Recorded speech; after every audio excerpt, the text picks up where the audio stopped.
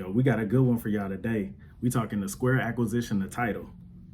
I've seen a lot of people on the internet talking about why would Square, a payment processing company, acquire a company like Tidal? And I'm gonna get into it right now.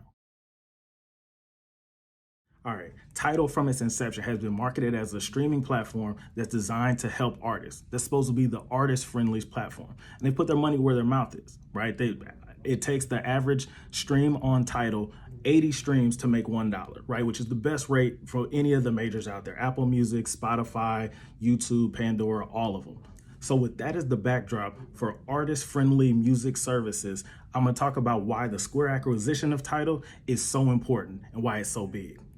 Industry shady, you need to be taken over. Now, Square is primarily a payment processing company, right? So they get paid per transaction from sellers buying and selling goods in basically a marketplace. So if you don't understand that, they own Cash App. And so that's basically how they get paid, is per transaction from somebody sending money from one place to another. Now, that's not the part that gets me excited. The part that gets me excited is that a few years ago, Square acquired a company called Weebly. Now, Weebly offers web hosting services, domain name registration, websites, and online stores. So that combined with Tidal, with the addition of Tidal, allows you to think that they're going to create some products specifically geared for music artists. That means that www.artistname.com, they're going to help you do that. They're going to help you create the website, and they're also going to help you create the store that you can sell your merch through. Right? So all of these things are things that artists need and are part of today's music business. So they're creating like an easy system to help artists do that while also being a part of the best streaming service. Sounds cool, Jerome, but why is that better than Wix or anybody else? I'll tell you why. It's called Square Capital. I read through Square's 10K annual filing that they submit, and Square Capital is basically what they're planning on doing for the next year, where they're going to create an industrial loan company. Basically, they're going to call it Square Financial Services, and that's going to be the company that they're going to use to provide loans in niche industries, which largely will come out of the existing Square customer base of sellers, right? Which means artists. So music artists who were previously unable to get money for their projects will now be able to go to a one-stop shop and get loans for their business. This is huge. Industry shady, you need to be taken over.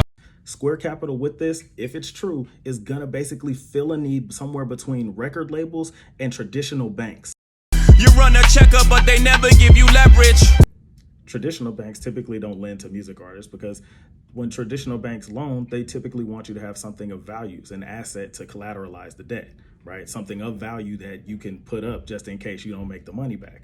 But for a lot of music artists, they don't have houses or cars that they own outright that they can put up as collateral. It's still taking advances, huh? Furthermore, even if you have been in the music industry for a while, you've probably had a record deal at some point that you've had to sell the rights to your masters for. So the thing of value that you did create, that you do have access to, you don't have ownership of it anymore in order to put it up as collateral for the bank. This means that music artists can't go through traditional lending routes to get money for their business. And so then everyone is stuck in the record label lane where they have to sell their master's rights in order to get money for their next project. You want to know what's more important than throwing away money at a strip club?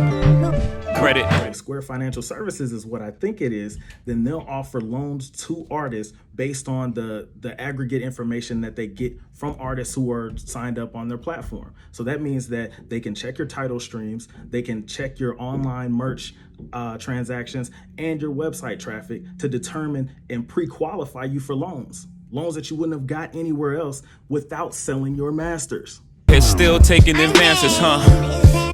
With this as an alternative for independent music artists, then the record deal becomes a lot less attractive. So what that'll do is that will force record companies to either offer deals where they're not buying outright all of the masters, they're just licensing them for a limited period of time, which is the way it should have been in the first place, or record companies are going to have to derive way more value for their artists that are on their slate.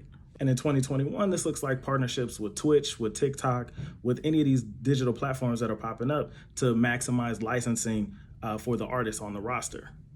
Another part of this deal that I like is the way that the loan will be repaid, right? It can be repaid obviously in the monthly installment payments as a traditional loan, but it can also be done based on the money that you get through the site after you've gotten the loan, right? So any of the online merch that gets purchased after that, any of the streams, as I think they're gonna do, it can just be a percentage of those revenues that come in after the loan, as opposed to you recoup everything with the record label before you see any of the other money.